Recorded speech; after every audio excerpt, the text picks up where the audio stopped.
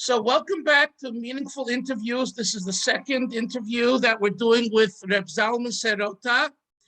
And I must tell you, Reb Zalman, that I got raving reviews about the first interview already. About 150 people have seen it already. And tonight, Im Tashem, it goes on the internet. And someone sent me a comment, gold. It's gold. So you wanted some feedback. I'm giving that to you.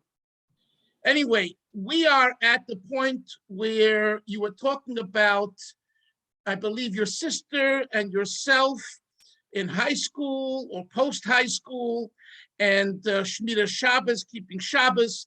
And from there, I'd like to go over a little bit what you did in Eretz Yisrael, in Israel, and then come back to America and meeting the Rebbe, things like that. So please, go ahead. First of all, I wanted to underline, to make sure that people understand that we did what has to be done. Whatever the life pushed us to do, that's what we did. Not that we made cheshbenes, that we are doing Mesiras Nefesh, not doing Mesiras Nefesh. What is it? We just, it was no other option. We just did what the life, we tried to be under the radar as much as possible, even though I think the authorities knew a lot, but they let it go as long as it was not too obvious. And so we tried to stay low, because unlike some refuseniks or some Zionists, there was such, not that many at our times, but they were. They had a different program, so to say, and different goals, and they wanted publicity, and they wanted to achieve. But they didn't risk what we risked. For us, what's most important, that we should be able to keep Yiddishkeit and to be mechanech, to have right chinuch, and so we couldn't risk. We could not take risks, because we could really take away the children. And I'm not talking about already punishment, other punishments or whatever, but we could take away the children, and they threatened to do it in many cases. And so we had to be as much as possible under the radar. On the same time, people talk about what underground. So we may imagine sometimes literally sitting somewhere in a cellar, and nobody. No, we live normal lives relatively like everybody else in Russia. Relatively, with them, for us it was more difficult even than the average Russian, because the kosher food was more scarce and was more expensive than whatever we could obtain. And because of Shmira Shabbos, we couldn't take just any job, and had to compromise and things like that. So it was even harder for us. But at the same time, we lived like normal life, the way their life was in Russia, and we didn't live in cellars or had to. We were careful, and just people should not. Right. Yeah. Thank you for clarifying. Yeah, and so now about you and your sister. Yes, so because of that, we couldn't kind of openly say that we are religious.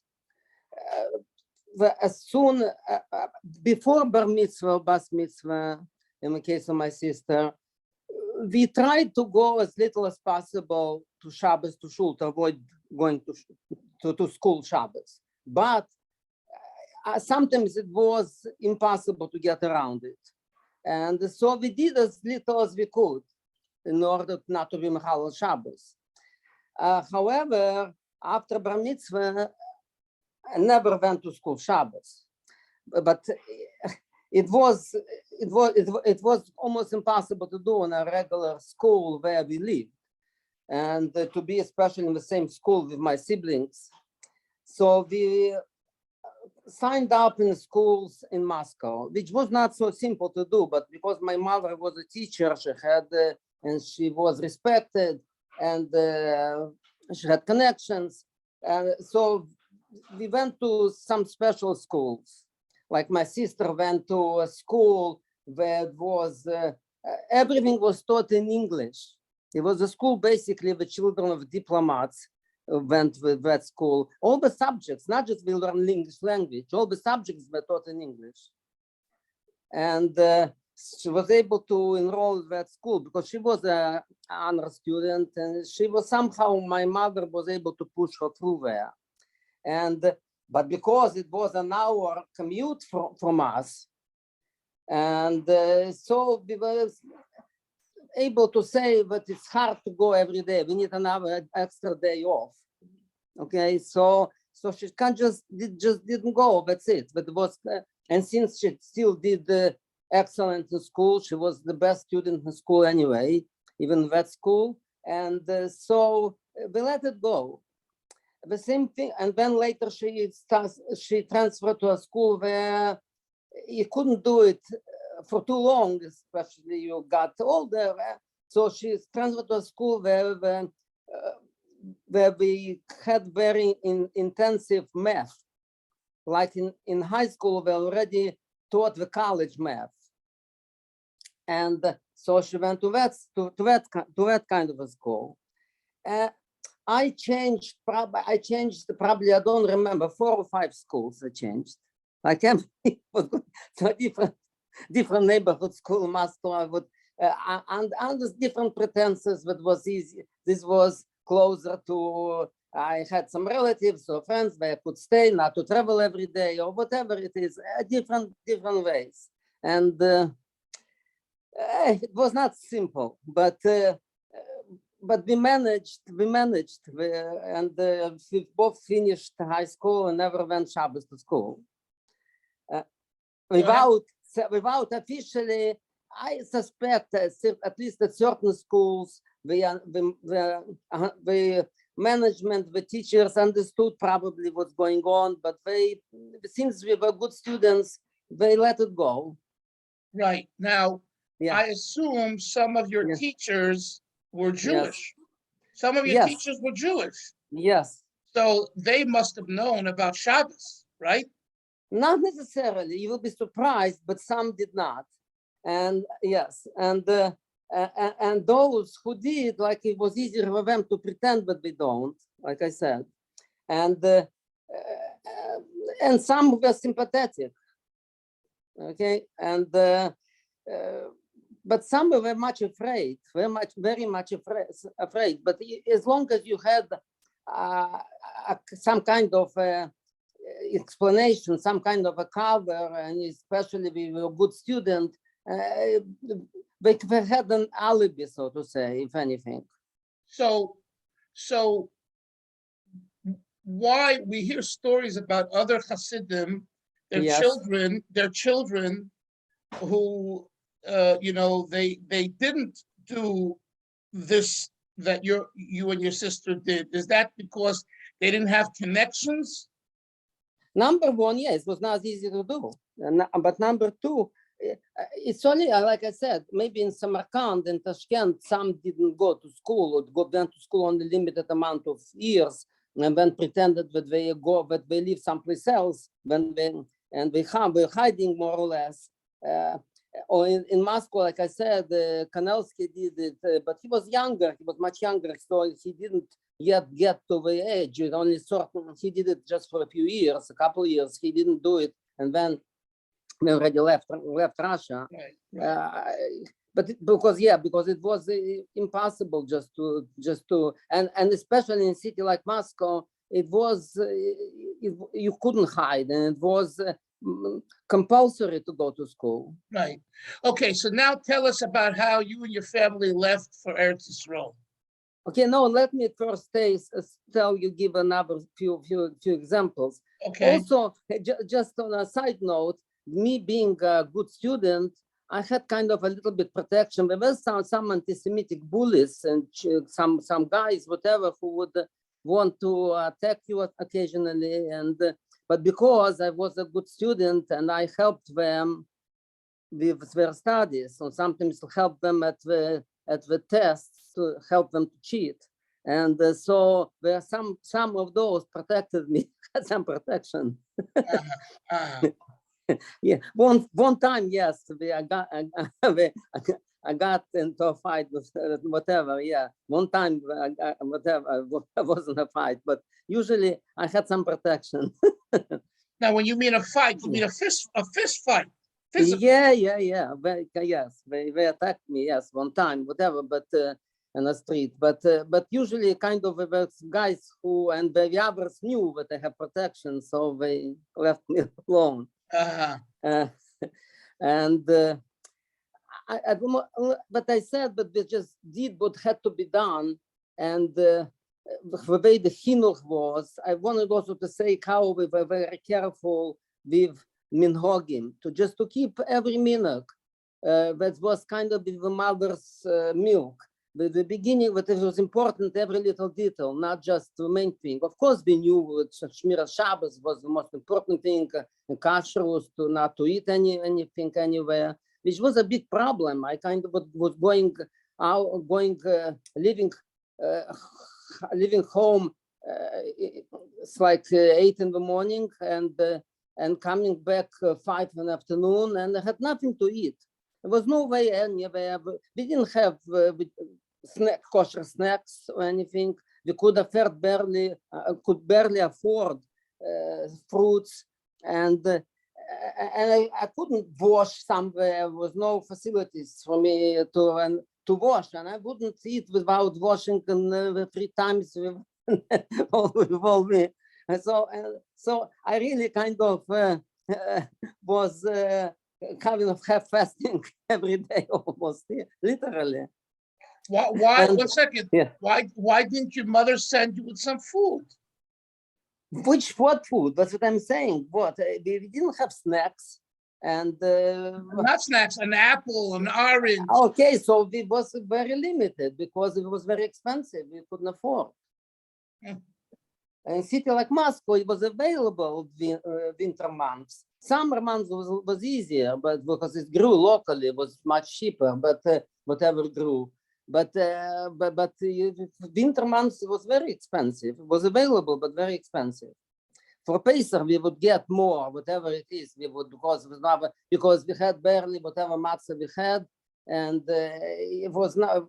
And we were very, very careful with about matzah shruya. We didn't eat matzah with anything, even with dry foods. And imagine little children, what do they have to eat? Potatoes, basically, the whole in all kind of different ways. So whatever you could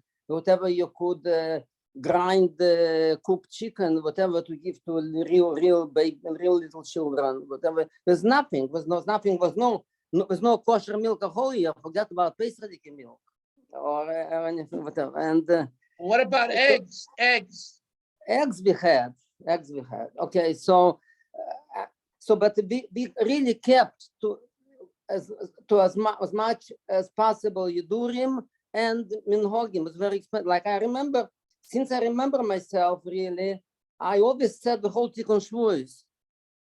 Coming now to Shavuos, I always said the whole Tikkun Shavuos, and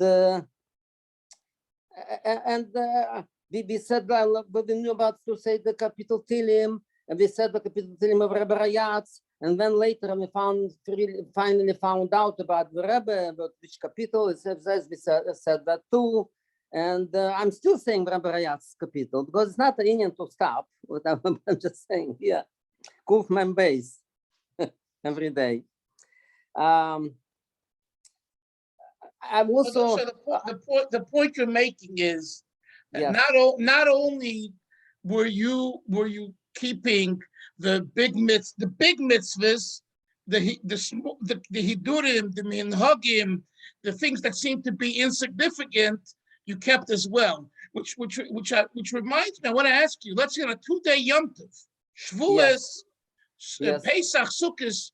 Yes. Were you able to get away with not going both days to school?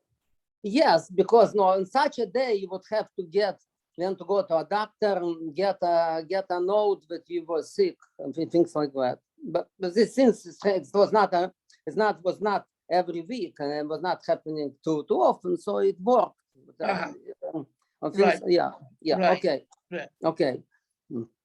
And also, I ended up one time in a hospital when I was 11 years old, and I had to be in the hospital for a couple of weeks. But the challenge was, because I had to be treated certain ways, which could be done only in the hospital at those times anyway. And the challenge was no food. We didn't let visitors inside the hospital. It was only certain hours and certain days you had to go in a special room or whatever. It was that kind of a thing in Russia. And we were afraid of infections or whatever, things like that. But it was that kind of thing. And they wouldn't accept food for outside food. They wouldn't allow in. So it was. So the point is, it's not just that I, let's say, only would eat only bread only or hard-boiled eggs, if whatever I had to, even though Rabbonim told me, but I can eat many things, so certain things, whatever, but I didn't want to. And I even fashioned from paper something to have on my head, because it couldn't be there with a head covering otherwise. And they let me something like that. I didn't have a siddur, couldn't have a siddur there, so I just davened whatever I knew by heart.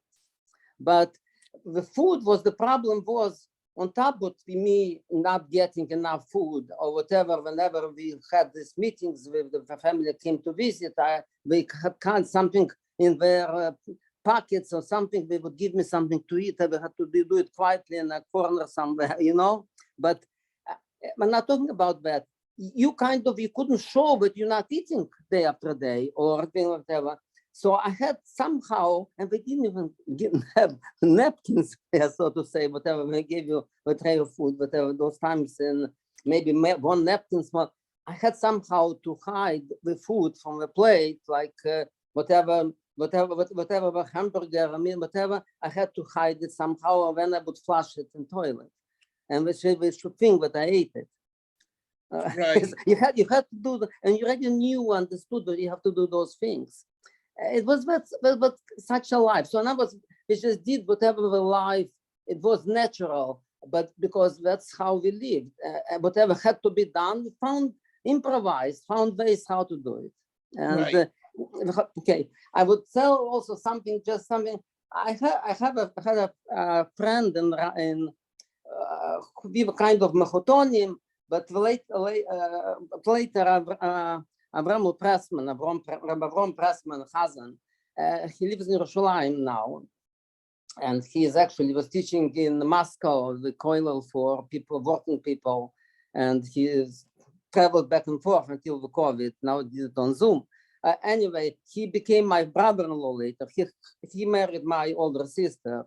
I met him. I met him in Moscow in the shul in 2019. Okay. So, but actually, we had a common aunt or an uncle. So we were kind of mechotonim that way. His mother was a goldschmied, and one of my father's sisters married a goldschmied. Okay. Anyway, so he came to me I was in Tashkent, like I said, a couple of times, and he came to me to visit also one summer, whatever he was with us. So we kind of, I learned with him also, and my Zayda was teaching us to talk together when he was by us. So one time when he was in Moscow, he needed, in Tashkent, we needed gidim. For tefillin, we needed gidim, and they couldn't obtain at that time local gidim from Georgia, Russia, Georgia.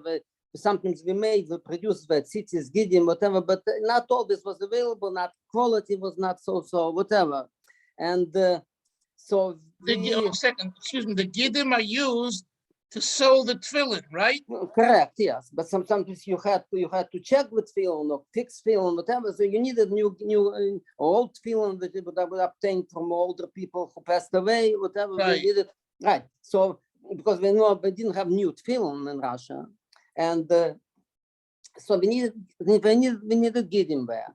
So and the Rabbi Levin and Shul used to get from.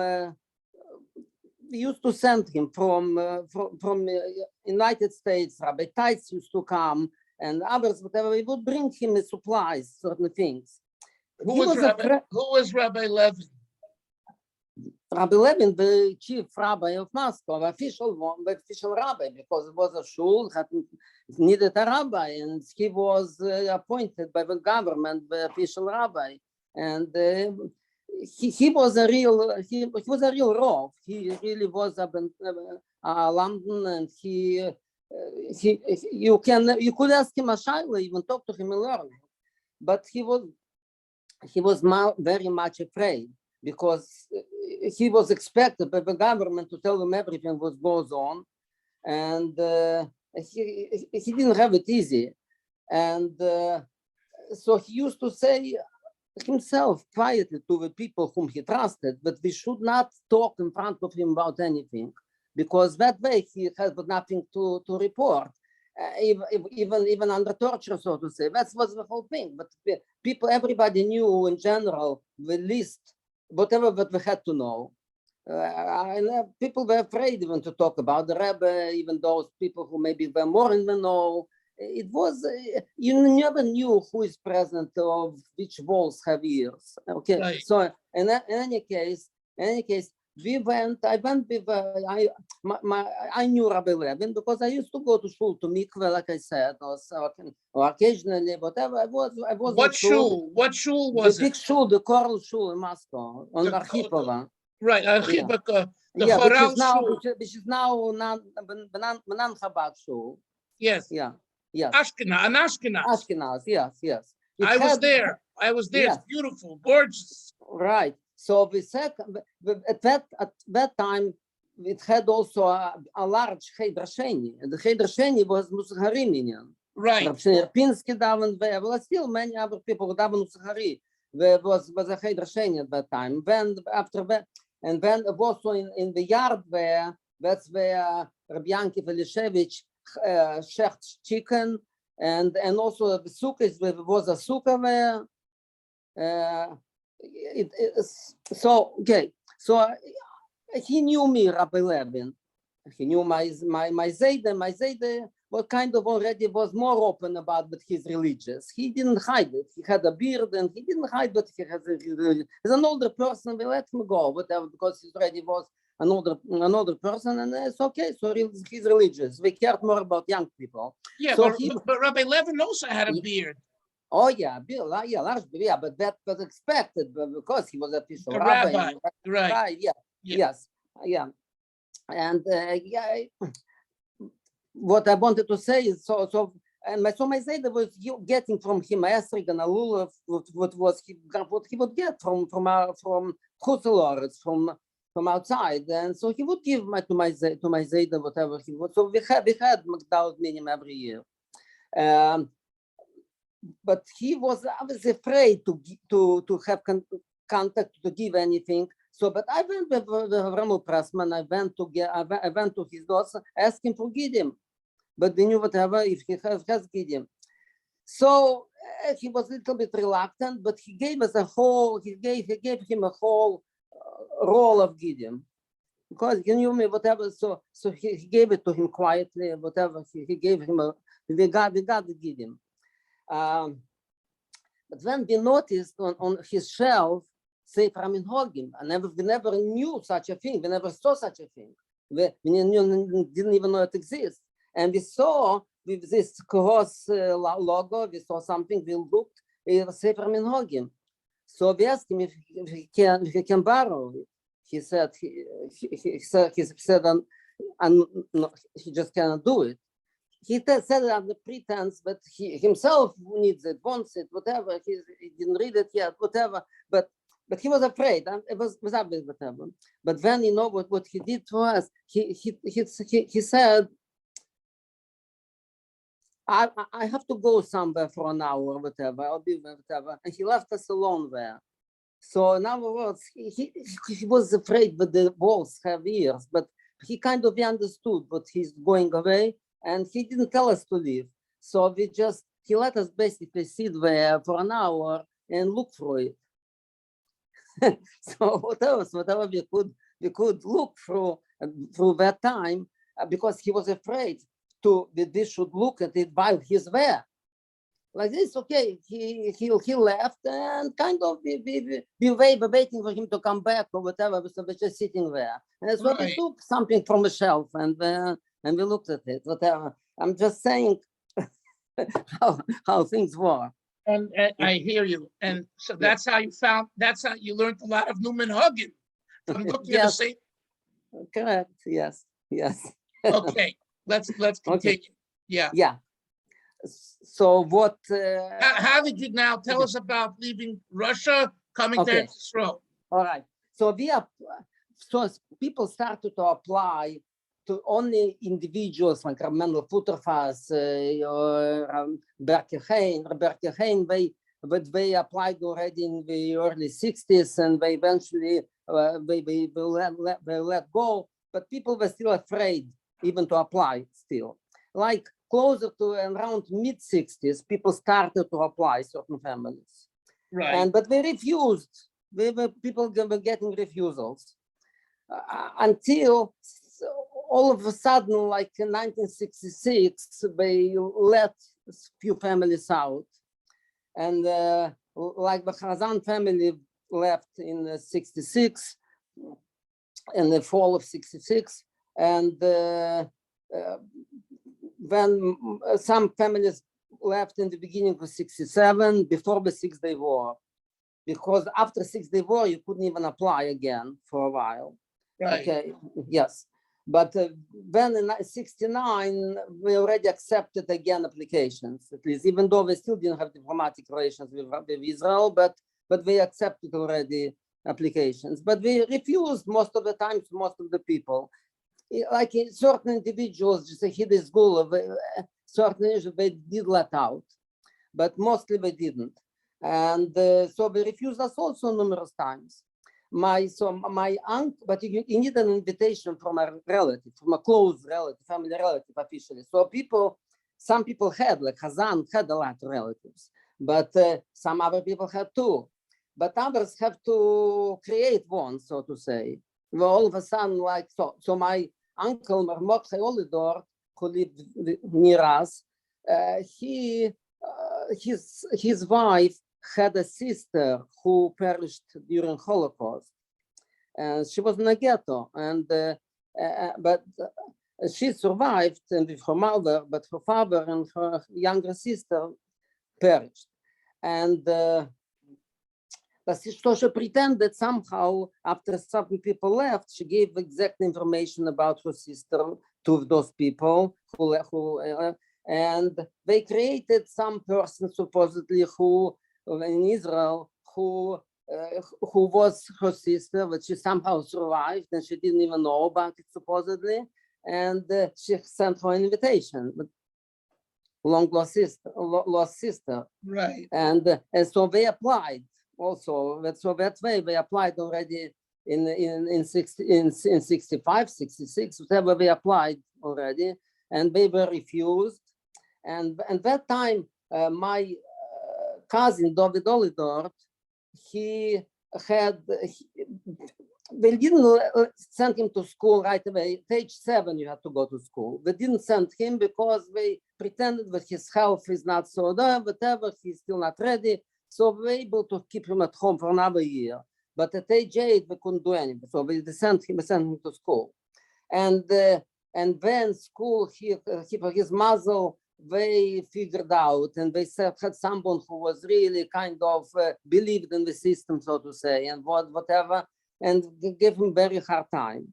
And they really threatened my uncle that they will take him away, put him in special home, and and take care and things like that.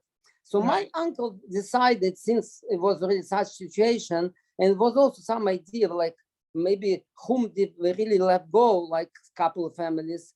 They were more obvious because like Hazan, they really had an open house and he fought for the mikveh, was problems that they should be kept open and this and that. So the people figured that was already not so dangerous, and they kind of didn't want to have those thorns in their sides, those people.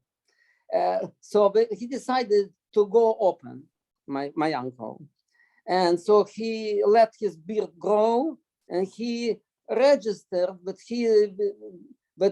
a helper is needed, because Rav Yankov Leshevich got permission also to leave Russia. And there was remote Kharkov, remote Lifshitz became a sheikhet, but he needed supposedly help, and he registered his official sheikhet in Shul in Moscow too. He's a sheikhet also, and so he went open kind of, but he's religious, and he is and his children are religious. That's how it is. And he applied at the same time to go, and they refused him. And he went again and again to different ministries and to different government agencies and to the party where whatever. And the same with his sister found whatever, and her sister wouldn't come to Russia, and they want to be together and this. So actually he was let go in the beginning of 60s, before 6 Day War. Like right after Purim of 67, he left. He left.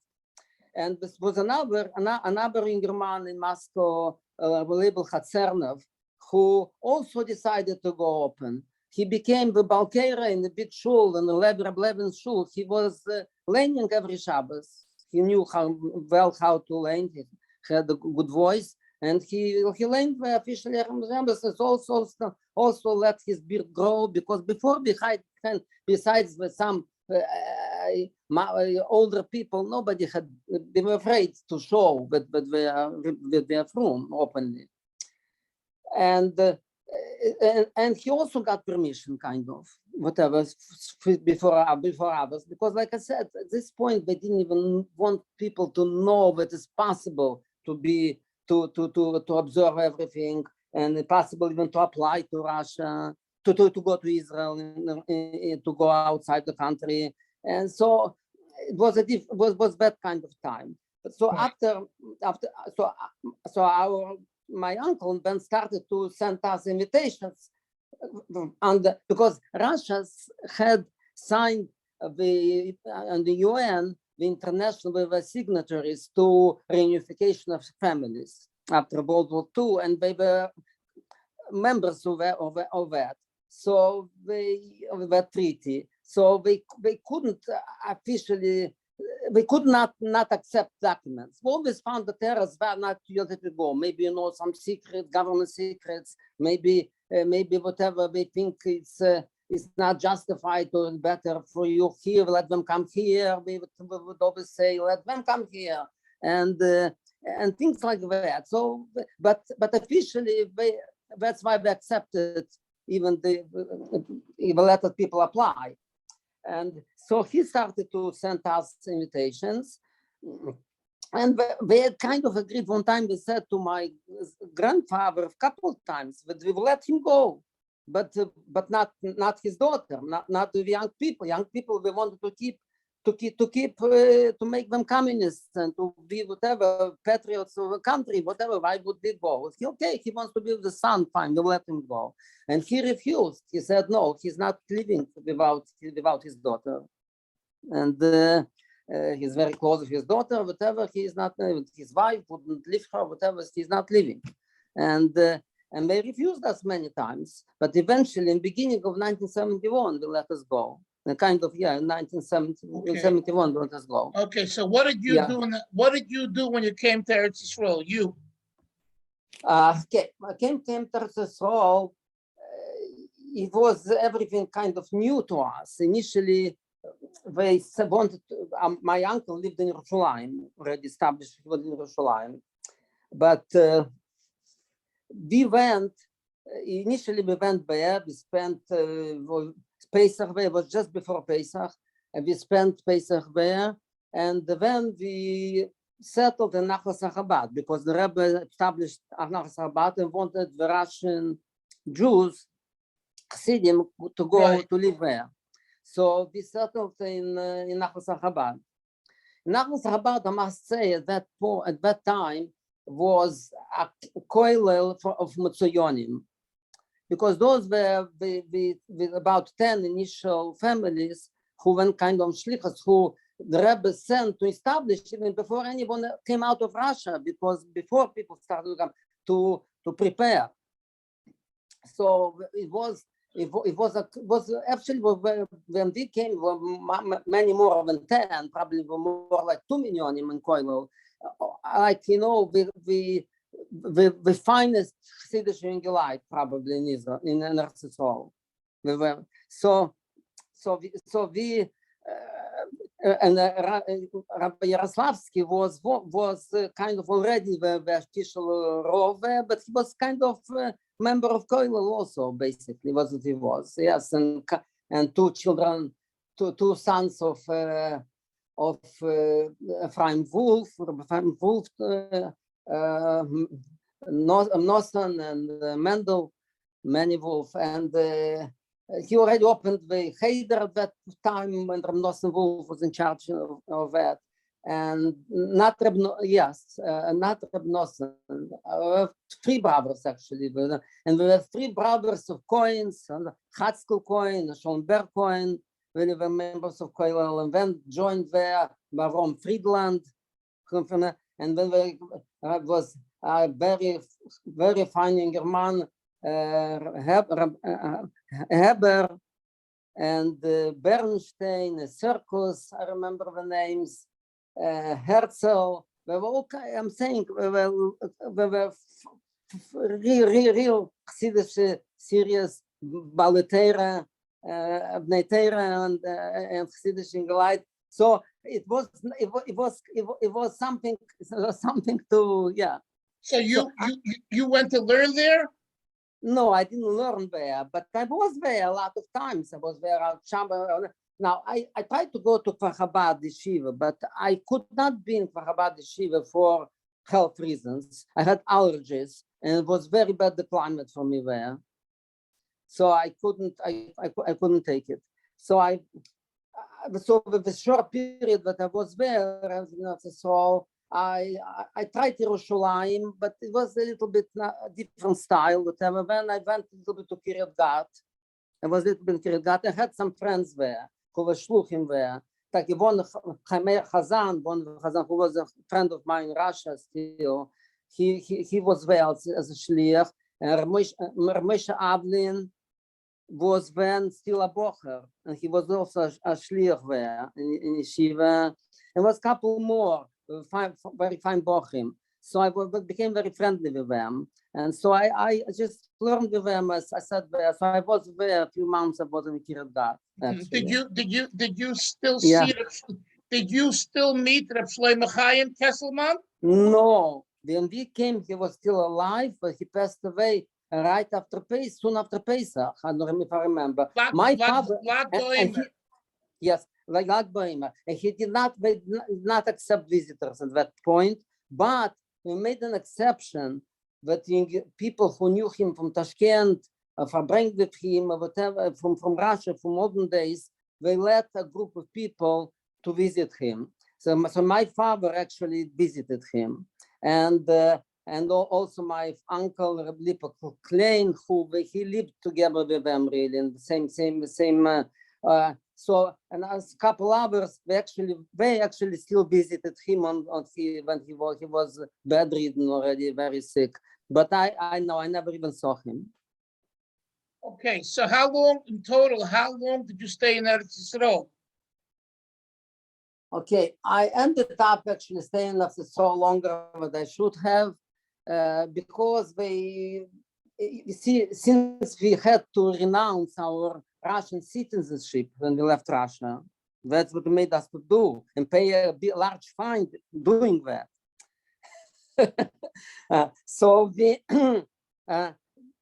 we automatically became citizens of Israel right away when we came to Eretz Yisrael. So at our age, you had to go to tzava. Unless you're a yeshiva bocher, you couldn't whatever. So you had we to go, would not to give the you, army. yeah, To the army. yeah. So we wouldn't let you go to Chutzolor. So you couldn't go. You couldn't go to you couldn't leave Israel. At that time, we were even strict to let that age people to go even for a visit. The only thing that they accepted is what was a deal made for go for a year. The Kevutza was a special arrangement to go for 1 year for Kevutza, and that way that's the only way they left. They let go out to be by Rebbe, to study by Rebbe. Some older bochim who came from Russia, older than me, they did let to go as tourists, just supposedly only for a month, for a few weeks. But they did give them a Tritzia. Some older like Lozer Garelik and some other. But I really could have been by the Rebbe already for Tishrei Lamed Beis, but they would not probably let me go, and everybody said there, but then I was still kind of, we had the Russian mentality a little bit. We were kind of afraid of authorities, whatever.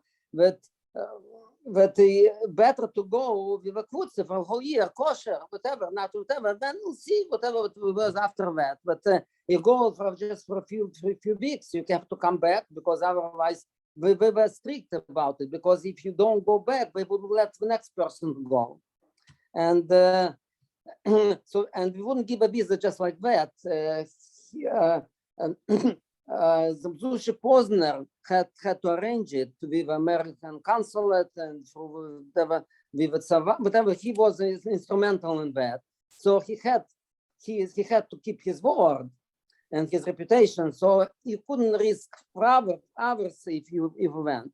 So I ended up staying in Eretz Yisrael for longer. I just only went when I could already get to go together with the Kevutza. So when did you come to New York? I came in New York only in, it was exactly Zayin Nisan Lamed Beis. Before, Okay. yeah, for Shnas Shivim. And you were part of the Kevutza. Yes, I was part of the Kevutza. Okay, so I tell us about that. Tell us about the feeling you had when you saw the Rebbe. It's not just me, a whole group of friends from Russia. We all came together. Okay, Yes. okay. Rebbe Kevutza basically were bochim from Russia and Rebbe Israelis, kind of, yeah. But the whole Kevutza was maybe only 15, Okay. about 15 bochim at that time or something like that. Okay, okay. Yeah. And basically, since then, you were in America, right? Yes, except it was some kind of whatever. We had to go officially back after a year, after the following Pesach, and all the Israeli boys went back. What happened? The Rebbe asked personally Chaim Wolf that we should work to let all the Russian bochim to stay for another year. We didn't know about it.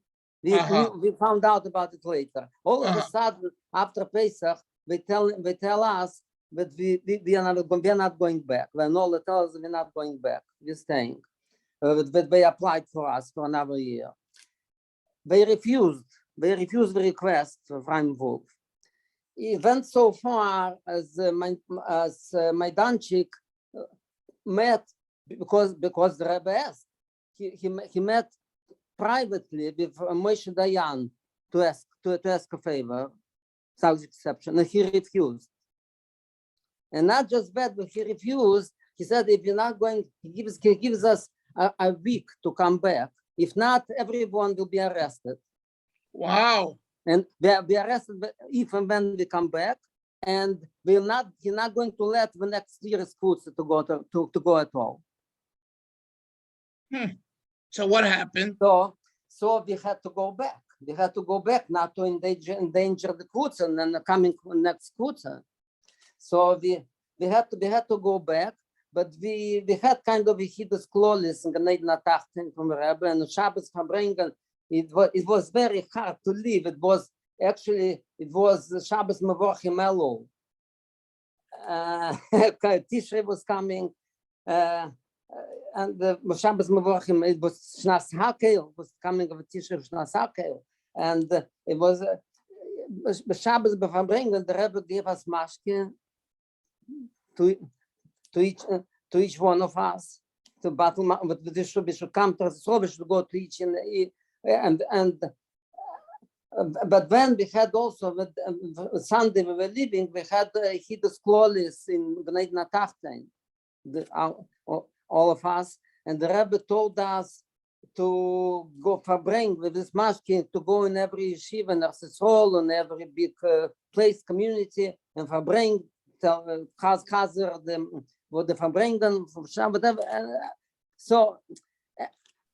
And the Rebbe wished us that we should be Shabbos and all that. And but when the Rebbe stopped and like already turned to go back to his cheder, and when the Rebbe turned back, and the Rebbe said, and it should be Baslocha Rabba.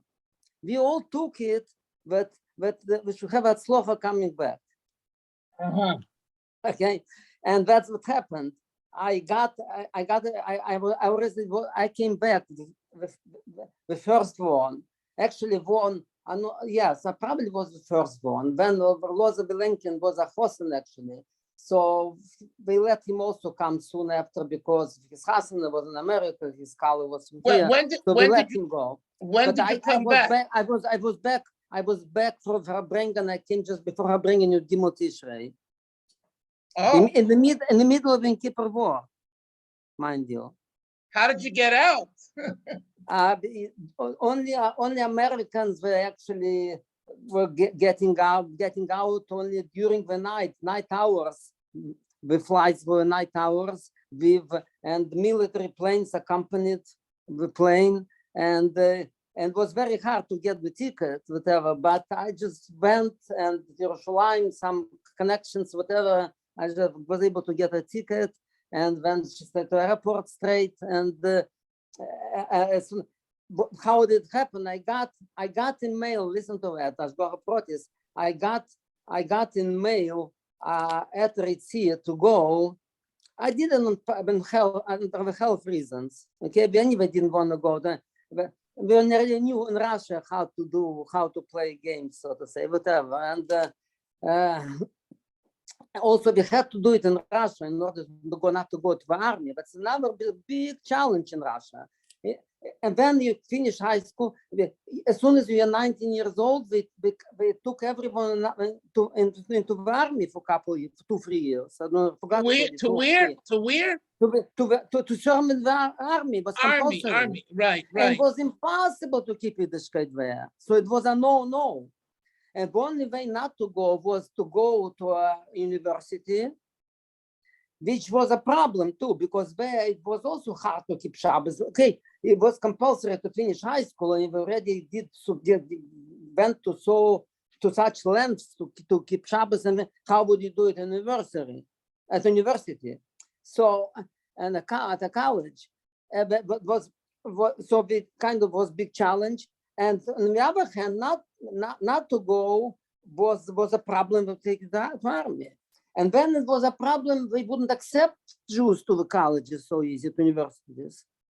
We had quotas, unofficial, officially was no discrimination. But in reality, we had quotas and it was very hard to get in. Especially to better colleges, whatever, it was very hard to get in. And since still the best scientists, the best were still Jews, but because the best they still kind of some they did take in, but it was hard to get in. So it was a challenge. So many went to universities because we had no choice. The only other way was to start pretending already at a younger age that you have health problems.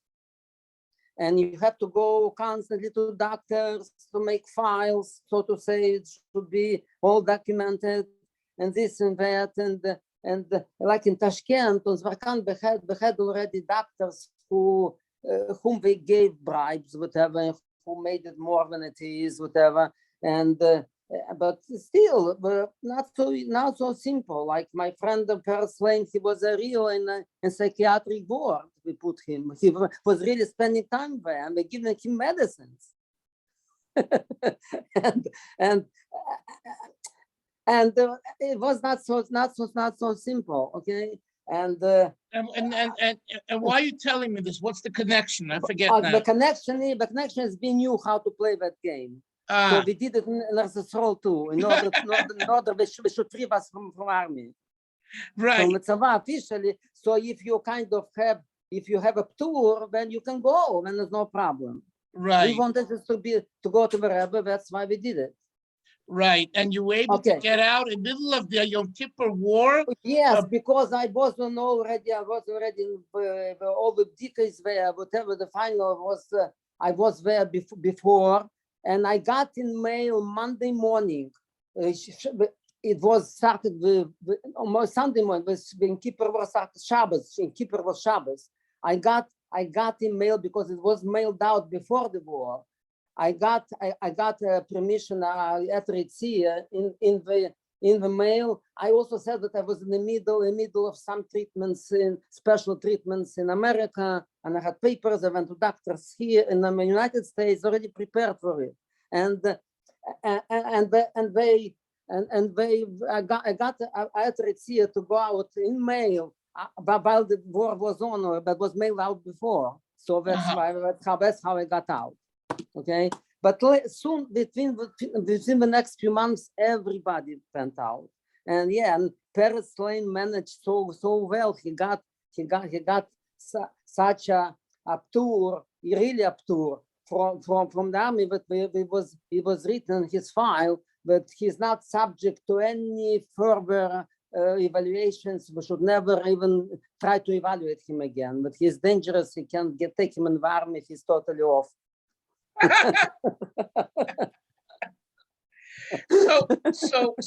I want to, Zalman, I want to go back to to share the feelings, and when you saw the Rebbe and spending the Yudalef Nissen with the Rebbe and Pesach, anything comes to mind? How did you feel? I mean, here you are. It was overwhelming. It was overwhelming, and. But we were part of the regular Kevutza and part of the Sdorim, and you had yes. You had Yechidus. How many times did you have Yechidus? No, I had my Yechidus even though I came. It was long after I came because my Yom Holedes is in order. So I had the Yechidus on my own Yom Holedes. But I didn't want to break the rules. The rules were you will go to Yechidus and. The way we were raised in Russia, but you have to prepare, you have to be ready, whatever. We knew that when you never get ready. So we kind of didn't push, and we didn't want to take away the Rebbe's times, whatever.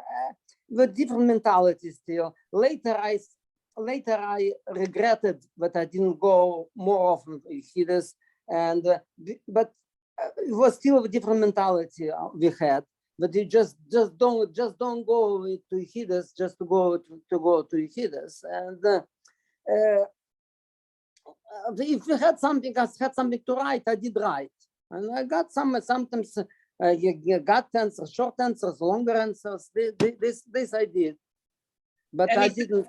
Anything you could share with us? Anything from those answers? No, I'm serious, for people to hear an example of an answer to an issue.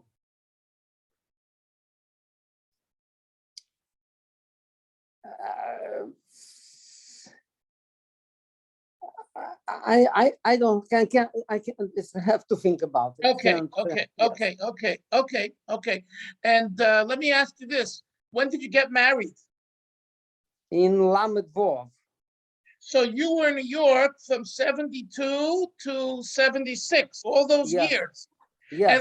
And all those years you were in yeshiva? I was in yeshiva.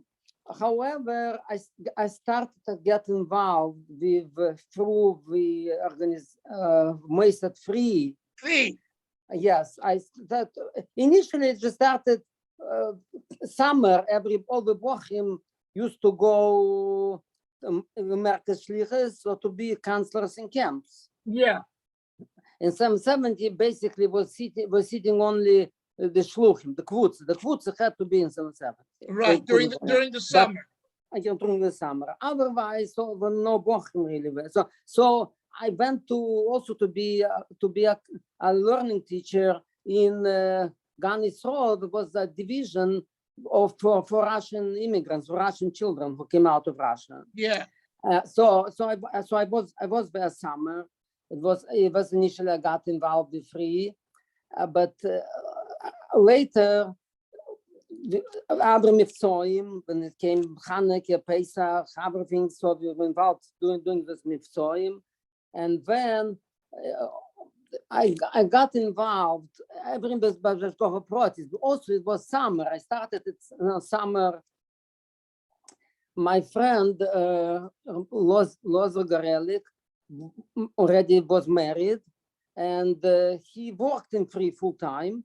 And he, among other things, visiting families, other things, he was in charge. He was started to do bris milas, organized for Russian boys who didn't have it in Russia. Yes.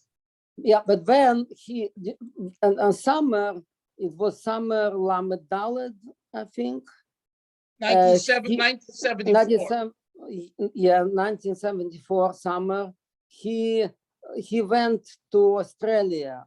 His sister-in-law of his got married to Gopin, to Gopin, and he went for vacation with his wife. He already went. She's from Australia. He spent there. So he stayed there for longer. He stayed there for quite a number of weeks. So and since it was summer anyway, yeshiva was not kind of officially 77. So I took over his responsibilities, kind of, more or less.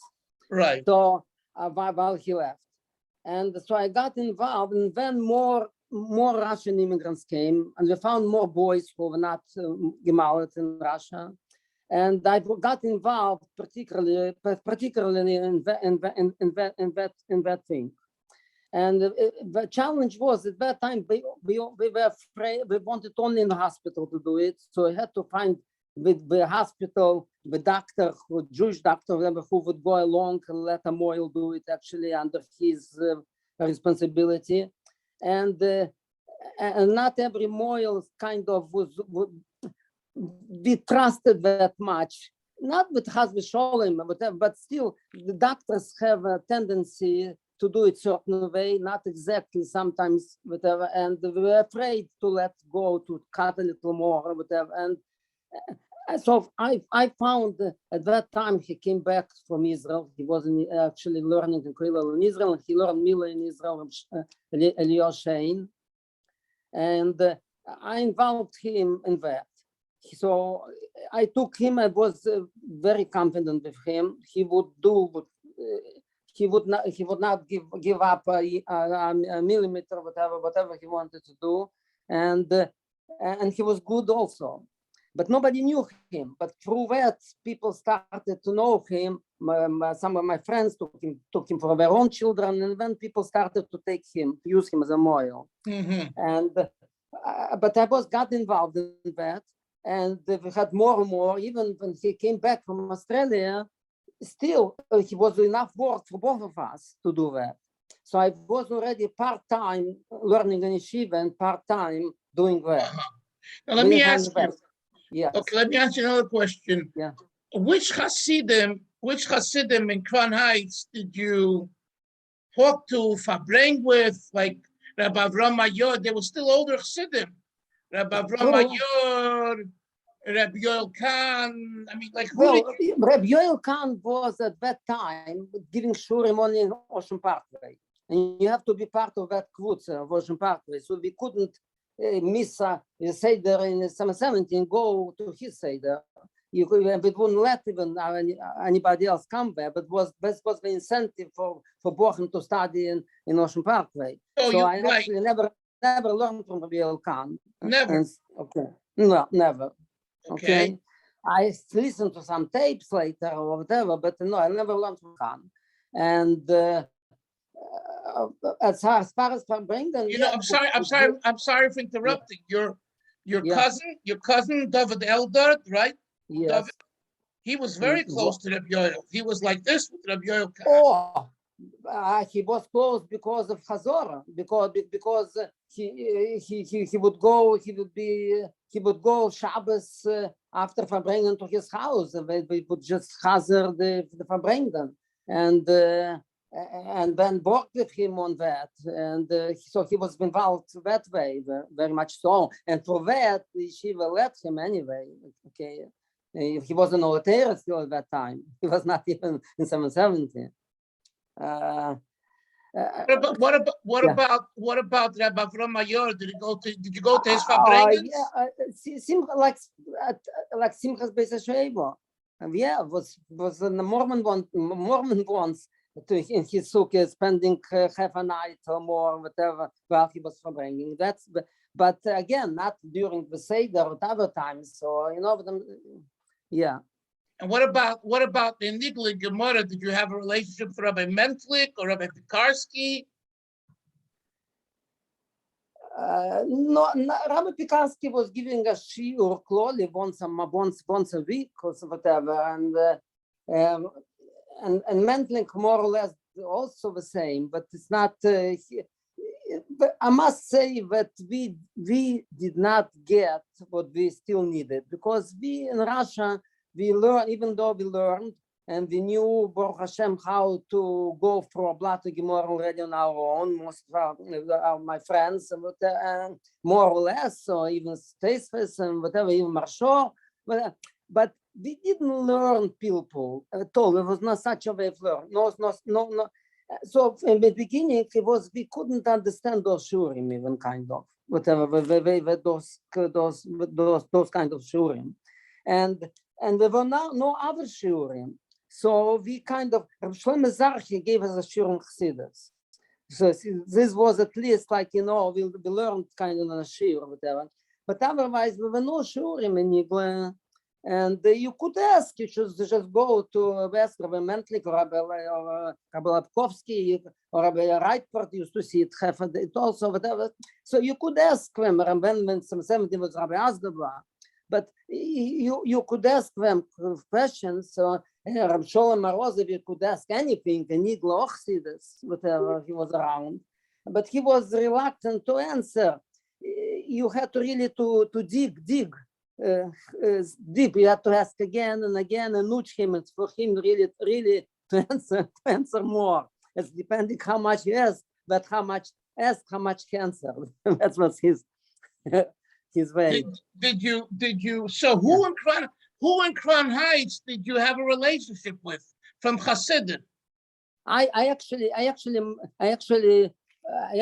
persuaded Rabbi Sholem Marozev at some point to give a shiur, to give us a shiur, just inside with Teisves, with Marsho, just to give a shiur without Yukulim.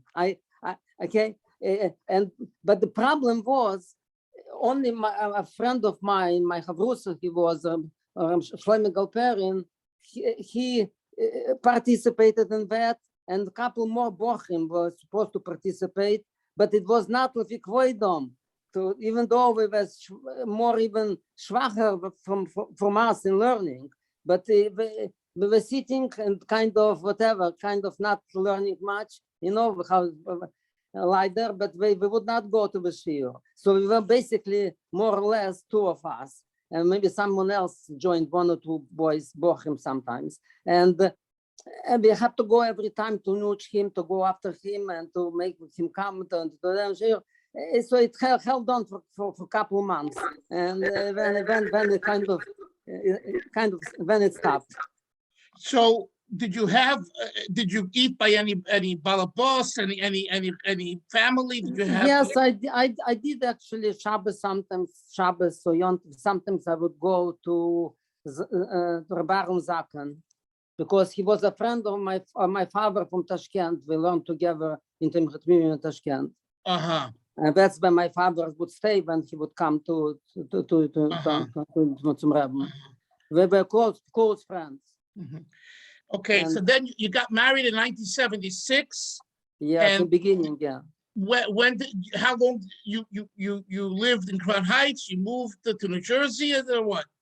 I know, but so since I got involved more and more with Bris Millers, and at some point, listen to that. Okay, I can tell you that. You asked me what I wrote about me writing to the Rebbe.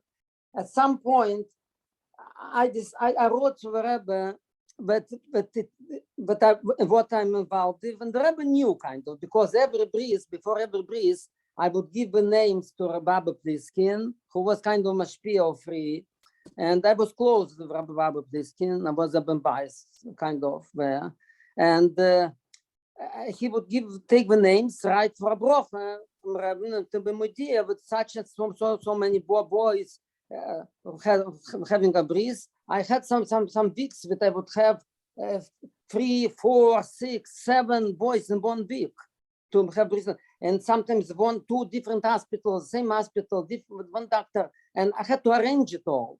And first I had to find these boys, or we were referred already to each one through more word of mouth, and then to persuade them to do it with parents, all kind of ages, and not just boys, also grown-up men too. Okay. And to arrange it all with the doctor, make appointments, and then to take them on the day to bring them to the hospital, and then to take them back home, and all that. Okay. So Okay. it took away. So I already didn't have that much time to learn. Okay. So at some point, I wrote a long letter to the Rebbe. I sat down. It was on Motzei Shabbos, I remember, and Sunday was Erev Rosh Chodesh. I wrote a letter to the Rebbe, but I think I still want to sit and learn. That's still happen to whatever in my age, at my age, and but what I'm doing is takes away all the time, takes away so much time, and I wrote such a letter, and I gave it in the letter Sunday morning. I gave in the letter. 1 second, please. Was Yes. this before you got married? Yes, of course. But was how old were you then? 21, 22 probably. 22, no, 22, yeah, 22, 23, 22, 23. Yeah, Okay. 22, 23. Yes. And I wrote such a letter, and I gave it in Sunday morning, and the Rebbe went to the oil, Rebbe Chodesh. Yeah. Yeah, the Rebbe went to the oil. After Mincha, the Rabbi Yomin Klein looking for me. Yeah. And I wrote a longer letter. Yes. And sometimes I wrote small settler, and I wouldn't get the answer. It would take a week, a few days to get an answer, and sometimes I wouldn't get an answer. Okay. Whatever. Yeah, right. So I didn't write too often, but what I'm saying, that whenever it happened, and but I had an answer for me the same day. About the Rebbe was of oil that day, and I had an answer. The Rebbe wrote, "Kivan v'hoyinin u achi naila yamshich boze ad sheim tzotev yeser mimenu." Even say the beginning of language. Kivan v'hoyinin u achi naila. Even the because that union is so special. So special. I should continue. I should continue in that until that time we'll find someone better to replace me. Right. Did that ever happen? So and the Rebbe said that I should just have to sit him with whatever and the times that I the Torah. It's okay. I wrote some other things too, and the Rebbe answered those things too, but it was more personal, whatever. And I went to Rabbi Pliskin. Rabbi Pliskin told me, we have no one better. What was the end of it?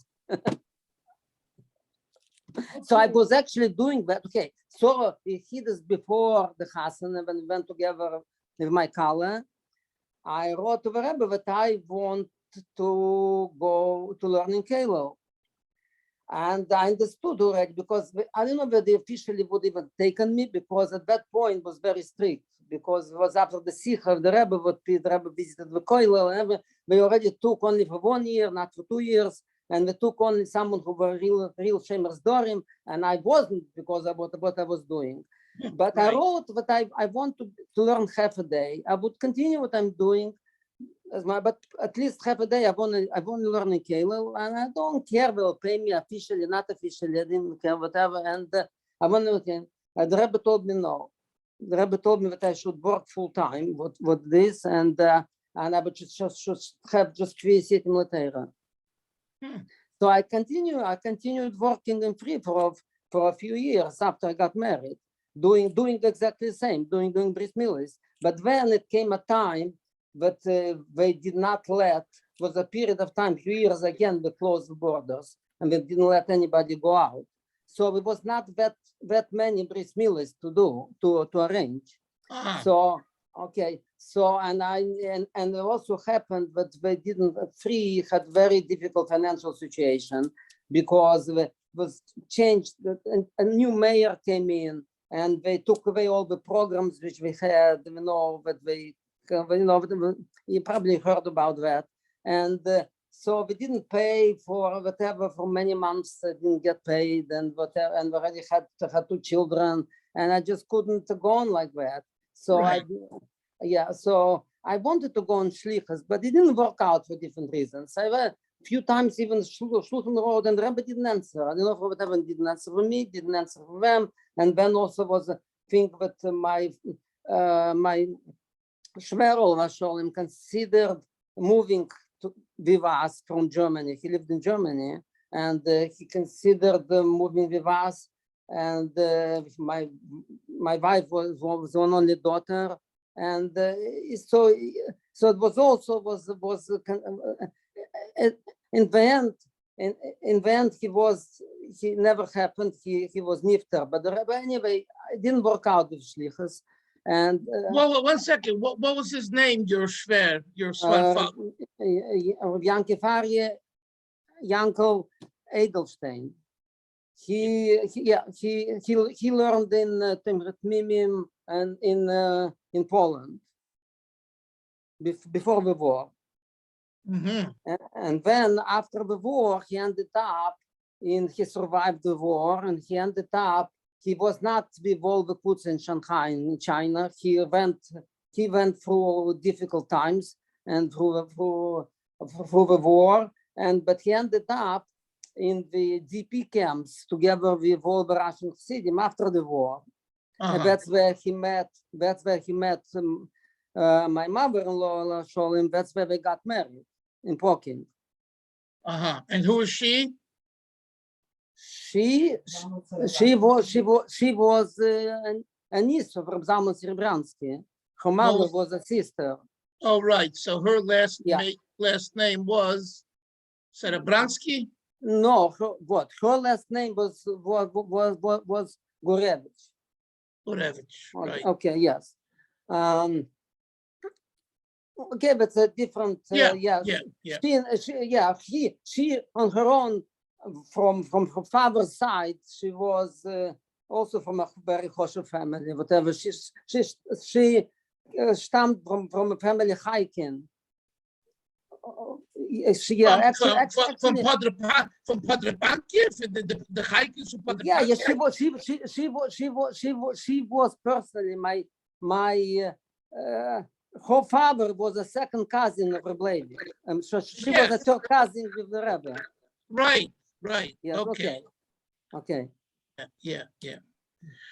Okay, Rebbe Zalman, we've had a wonderful interview with many details, and this is L'Olam Vod. It's eternal, be'emes, And that's why I moved actually to New Jersey, because I felt I already became a computer programmer because I needed some parnosa. I had just whatever, but I still wanted to be involved to help something. So I moved there to help a little to Rabbi Kanelsky. That's why I moved. That's why I moved. I moved first to Elizabeth, and I kind of was. I was visiting families there. Shabbos, Sunday, I was giving some shiurim. So I moved there, and I wrote to the Rebbe. And the Rebbe, other people also wanted to move here. The Rebbe never agreed people should move out of Crown Heights, but I got a bracha. Okay. Yes. So I moved there, but we lived there for a couple of years, 2-3 years. But it was too hard for my wife and the children to travel every day to Morristown to Cheder. Right. The Cheder. Okay, it was too hard. So eventually we moved to Morristown because of that. We moved actually to Morristown, and I did in Morristown what I could do in Morristown, but we moved to Morristown. But you also lived in Randolph for a while. No, Randolph. True. That's why I moved to Randolph too, because we wanted some help there in Beis Chabad, which was there, whatever. So we moved to Randolph for a number of years, but then became someone more permanent. The son-in-law Bechor of Tilson, Rabbi Avrom Bechor. He got it permanent, kind of became a Shliach there. So we moved back to Morristown because the children should have more friends and whatever. Moved back to Morristown. Yasher Koyach, thank you very much. Kabbalah Zaktoida B'Simcha B'Pnimius Shliach, and if there's something more to say, we'll do it another time. Okay. But for now, thank you very much for your time. Sei gesund. Kabbalah Zaktoida B'Simcha B'Pnimius. Amen. And Psuri Seves, and my wife sends regards. Thank you. Bye-bye.